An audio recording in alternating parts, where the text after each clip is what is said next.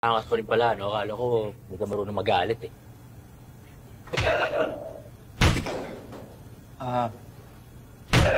Pare, paano kung hindi mo na mabawi yung relo mo kay Sob?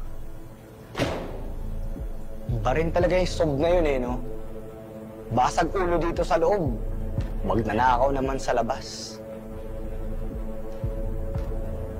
At least alam natin kung ano ginagawa niya sa labas kasama si Berel. Babagayin niyo si Sob? Isisig nga, hindi nga umobre. Tol, hindi natin kaya yung powers ng kadiliman. Oo, hindi natin yung kaya. Lalo na kung backer na si Berel. Kailangan natin ng tulong galing sa mas mataas sa kanila.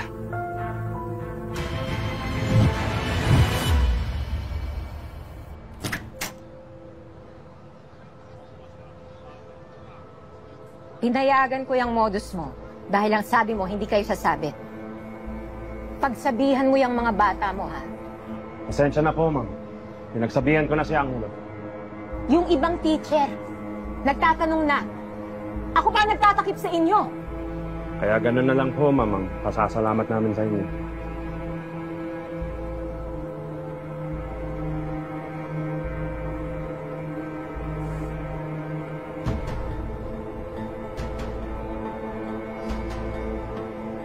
Hindi ko naman kayo pinipigilan. Sana lang, siguraduhin niyo lang na huwag kayong mabubulihas. Ha? Yes, ma'am. At ayusin mo yung issue ni ni Kulot. Ayoko nang maulit yung pagwawala niya kanina.